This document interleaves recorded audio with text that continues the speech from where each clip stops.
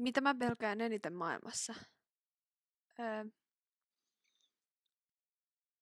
Mun suurin pelko on ehkä sellainen suljetun tilan pelko ja ahtaan paikan kammo ja se, että ei ole vapaa.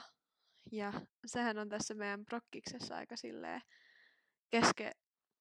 keskeistä sinänsä, että meillä on se koppikohtaus ja sitten me päästään yhdessä lentoon.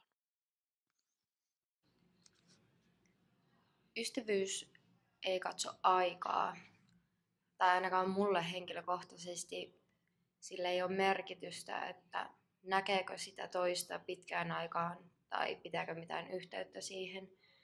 Mutta sitten kun nähdään pitkästä aikaa, niin palataan siihen samaan pisteeseen, missä oltiin viimeksi kun nähtiin. Mun suurin pelko on ehkä mä itse.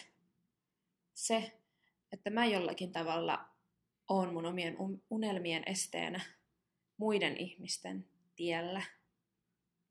Tai jollain tavalla itse pilaan ja tuhoan mun tulevaisuuden.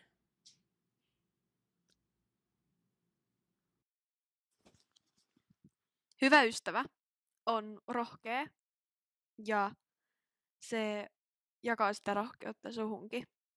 Sun ei tarvitse enää pelätä. Hyvä ystävä nostaa sut ylös ja antaa auttaa itseään.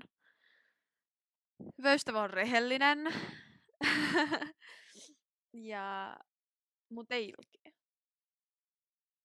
Sanoo suoraan, miten asiat on, mutta sitten myös kannustaa. Se on mun mielestä kaikista hienointa ystävyydessä, että vaikka ne ihmiset saattaa muuttua ja jollain tapaa ehkä kasvaa erilleen, niin se ystävyys ei muutu. Se on aina se sama.